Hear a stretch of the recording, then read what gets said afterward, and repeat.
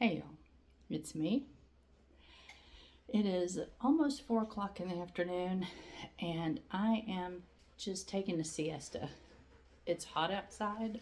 I haven't really been outside at all today, but other than to drive Hugh to auto parts and we had to go get animal feed and all that sort of thing. So I've just been poking around inside the house making my lotion. I was almost out of my lotion and I'm in here surrounded by all the critters. Let me show you all the critters. Actually, let me just turn the camera around so what I'm pointing at is there's Noble. And there's Bodie. That's our old dude. I'm getting ready to go and get him one of the little mattress pads that's just short because he's beginning to have a harder time getting up on these higher beds. Nala, can you say hi? Nala, Nala. There you are. Good girl. Here's Mimi. They're all breathing heavy because I had them outside for about a half an hour. They need to go outside for a little bit, but it is hot out there. Over here's Bela. Say hi, Bela. But they've had plenty of water since they've came in. They just haven't cooled off yet. And over there's Kaiser. Kaiser's my silly boy. He looks like a puppy and he acts like a puppy, but he's actually 8 years old. He is not a puppy. He's just a booger. All right, now, turn your back around. Okay. No, go lay down, you guys. Just go lay down. Now they have to come over and get some attention. He said, well, you were talking about us. That must mean you want to talk to us. I know. Go lay down. You're a good girl. Yes, you are. Yes, you are. But anyway, I don't really have anything specific to talk about today. I've just been working in the garden. Finally got all my tomatoes tied up, and that was a chore in this heat. I worked outside too long, actually, yesterday in the garden, and I got overly hot, and that's when I'd been dragging a little bit today. You know, any of you that garden and you spend just too much time outside in the heat on a day, you know what it's like. It's just kind of saps you a little bit. But I'm in the process, again, of reading a new book. I just wanted to show this one to you. This one's fairly pricey, but it's got a lot of great information in it. Iodine, Why You Need It, Why You Can't Live Without It. This is the 5th edition. And David Brownstein, MD. I really want to encourage all of you to, just really spend some time. You can probably read all you need to online if you don't want to invest in a book. I like books. that's my weakness. That's my frivolous purchase. I give myself a book every month, whether I need it or not. But anyway, I guess you could have worse things that you spend money on. But anyway, this one's really good, and I do think that the iodine is really benefiting us. And just read for yourself. I'm not in any way endorsing that someone go into that gung-ho without thoroughly researching it for yourself and making sure it's something that you feel like will benefit you.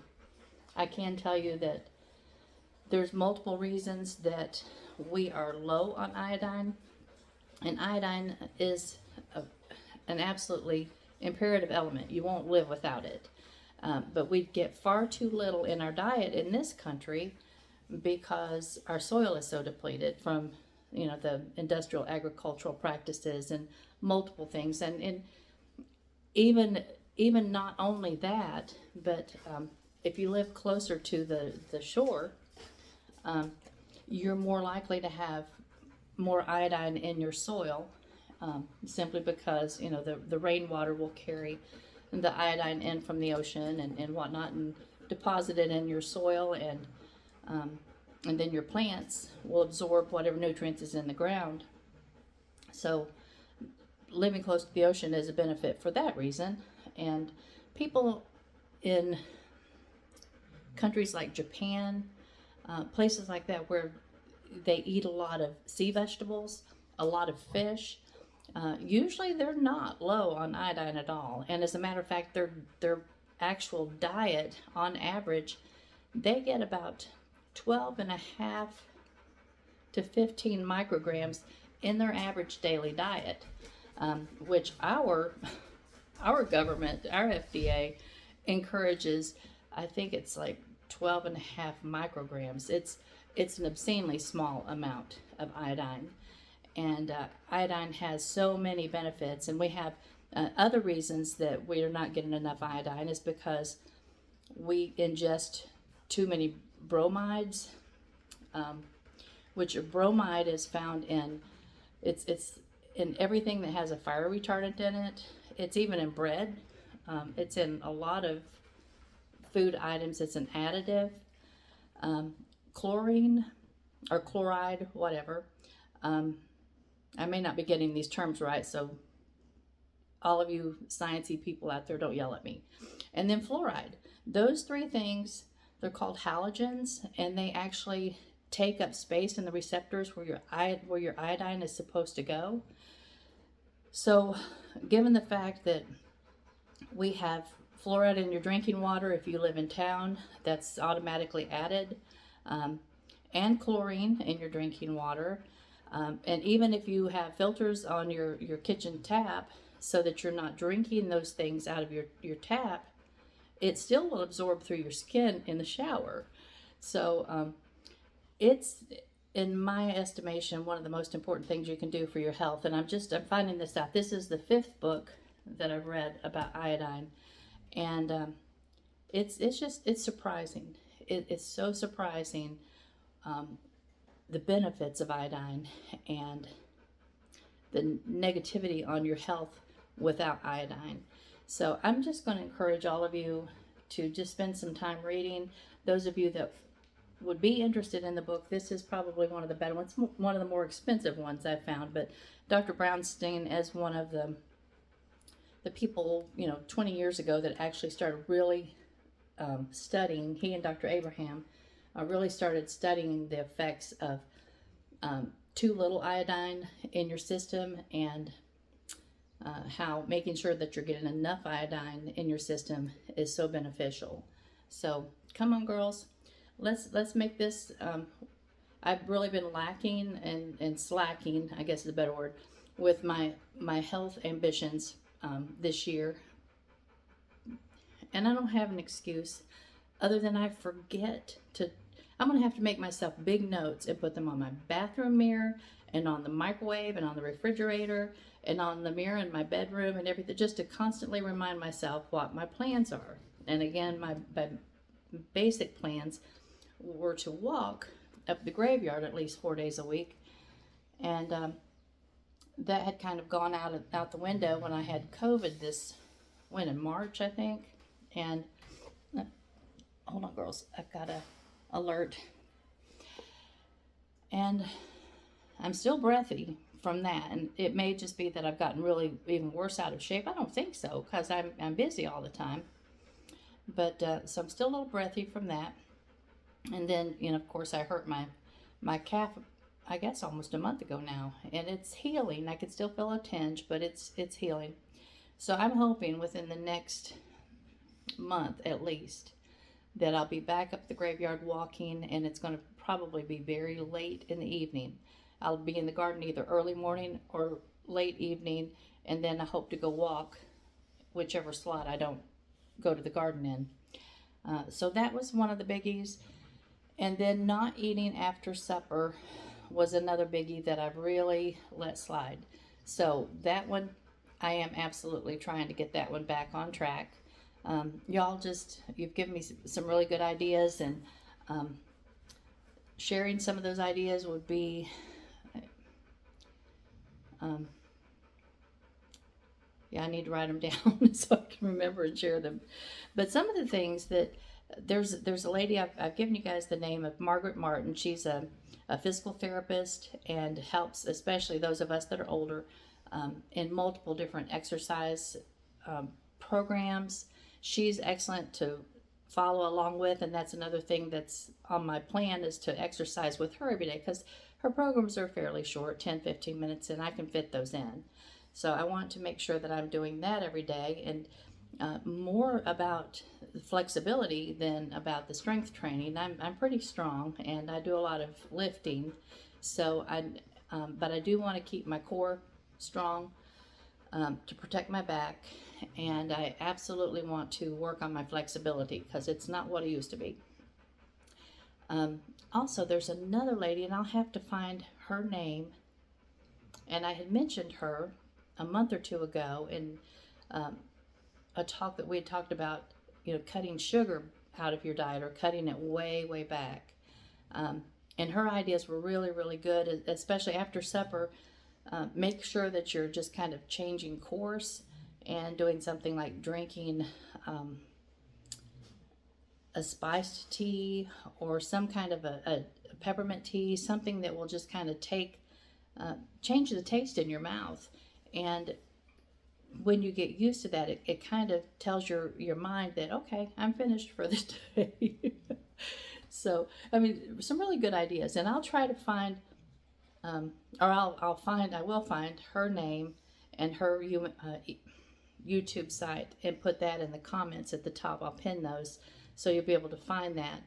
But am I looking at the right? Yeah, okay. But I really think that she is beneficial to what most of us need. And so I have been really encouraged. I have been listening to her a lot. I just haven't implemented the things that she teaches yet. Making a salad is one of the hardest things for me to do. And I don't know if any of the rest of you have a struggle with this, but I love salad. I love the taste of salad, especially when you do like she suggests and put lots of fatty type stuff on it, like your olives and your cheeses and what else she encouraged? Avocados. I'm not a real fan of avocado. My family, they all are. But cottage cheese, I love cottage cheese. Just anything that's kind of a high fat type item, full fat salad dressings, just making sure that the fat is a healthy fat. But, having that for supper instead of maybe some of the things I've been having for supper, and that's very filling, and making sure that, you're having plenty of vegetables and not just all the fatty stuff. But I don't get enough salad type vegetables in my diet. And I want to start doing that because of all the minerals, and especially those that we're growing directly. If you folks can find some good farmers in your area that have sustainability practices in their farming, and start purchasing from them, you'll get a better quality vegetable. You should get a vegetable that has more nutrients in it. First of all, because it's picked when it's ripe and it's not picked way before it's ripe, and so that it will stay firm to be to travel 2,000 miles across the country or whatever. But if they're using good solid practices in their farming, they're building their soil, so their soil is going to be more nutritious, and nutrient dense, so that the vegetables that grow in that soil will be pulling those nutrients into the vegetable itself, and you'll have a much better vegetable that's much more nutritious and healthier for you. I know I read somewhere a number of years back that the nutrient density in the vegetables that we buy on average in a grocery store is anywhere from 50 to 70% less nutritious than it was 50 years ago. And it all comes down to the industrial farming practices, because they're spraying the fields with stuff to get rid of the weeds, and then to combat that, they're throwing all of this man-made fertilizer on the fields to get the plants to grow, and they're killing the microbes in the soil, and just everything that an industrial farm does to the food, including the way that our meat is raised. It's really atrocious. It really is atrocious. And I wish that that's one thing that Washington, D.C. would take up and start encouraging more sustainable farming practices in our country. Um, I know there's a really good documentary called "Kiss the Ground." If you watch the whole video, uh, it's really interesting, and it explains so much why even the farmers that are beginning to grow sustainably, and our place is tiny. We're not going to ever make a big enough living for all of us to, call it our income. But we want to be able to grow enough for ourselves and, a few other people that might want to purchase from us, so that we're at least feeding people nutritious food, and we're eating nutritious food. But these farms that are big enough that that's actually their income, um, Kiss the Ground actually interviews one guy in particular, he and his family, and they were really concerned at the beginning. They were concerned that their family, that they just wouldn't be able to afford to make the kinds of changes that would need to be made in order to become sustainable. I'm rocking on you girls, so I'm kind of flipping the camera around. But what they found out over time is that and it took a while. I think that it was like 3, 4, 5 years of switching over the practices, switching over. But as they did, and as it became more doable for them, they found that it was actually more lucrative as well. And I think that if that kind of information can get out there, and that's one of the reasons I want to encourage y'all to watch this video and then pass that along to any friends of yours that are farming, all the way from small farmers to large farms. Pass that information along. Encourage them to watch this film. And there's enough information out there now that I think that even maybe in some of the extension agencies, you might be able to get more information about sustainability. But there's classes everywhere. Around here, there's classes everywhere. And there's books. There's books. But let's kind of promote this, not just for the farmers' sakes, which, like I said, it is a more lucrative proposition as they move on. And it's harder to begin with, but it's not long-term harder. But let's do this for our kids and our grands, because I would love to know that we are helping to change the nutritional system in our food, so that our families in future generations are going to be better fed. It's important. Our diets, we have lost so much, not just iodine, but so many nutrients in our soil, that it's tremendously affecting our health negatively. And there's so many things that are upside down right now. But this is one place that I feel like I can kind of just encourage people to find out a little bit of information and go with it. And one thing that we can all do, and I know that the organic stamped on something doesn't all necessarily mean what you think it does. So that word has been kind of abused. But if we can find little local farmers that truly are using organic practices, and we don't say in anything we sell, we will not put on it that it's an organic product, because to do that we have to have the USDA come out and inspect us, and it's a continual cycle that they have to come out and make sure that what you're doing, what you're using on your property, what you're feeding your animals, everything so on is organic. What we call ourselves is sustainable. We do the best we can. We don't, our chickens, they eat flock raiser. All of our animals, or all of our feathery friends, eat flock raiser. We don't purchase the organic flock raiser, but right now they are actually eating more worms and bugs and greenery in their big enclosure over there than the flock raiser. We're not having to spend. We're spending about half as much on the food as we do in the wintertime. So that's a good thing with summer, yay.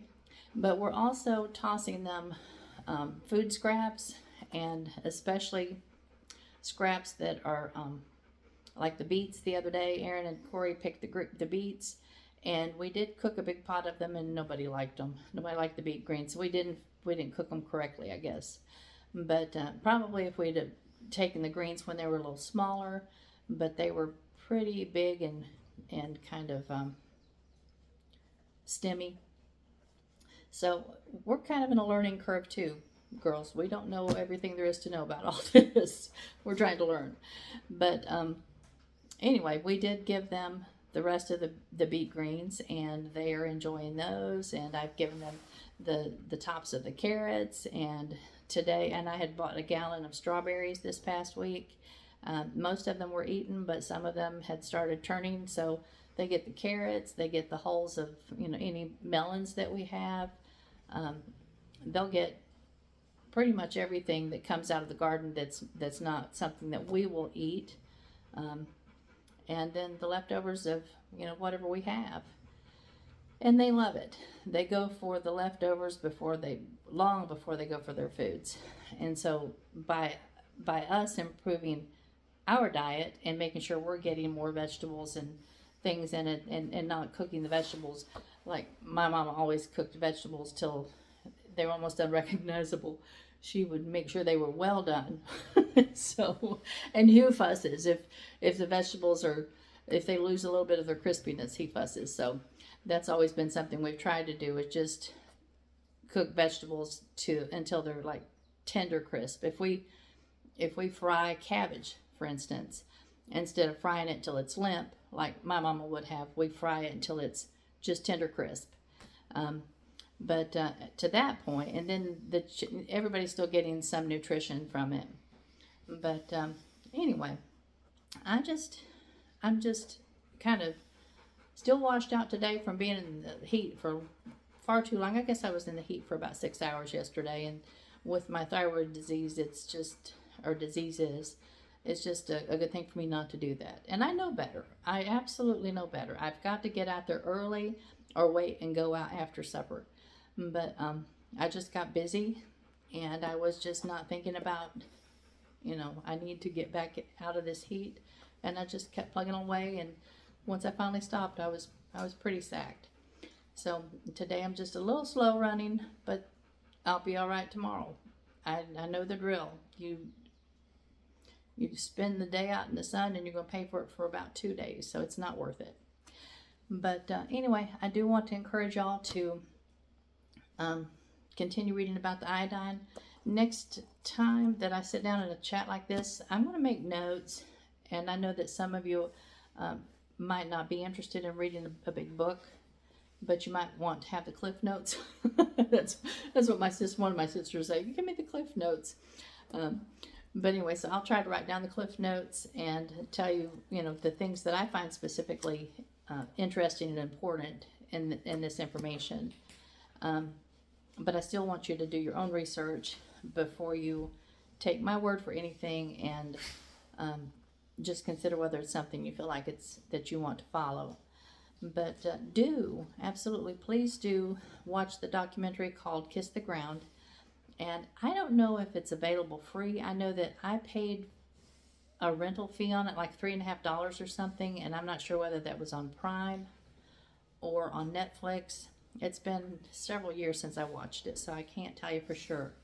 But it's definitely worth it to get some good information, and just encourage you to pass that information around to people that might be willing to consider it for themselves.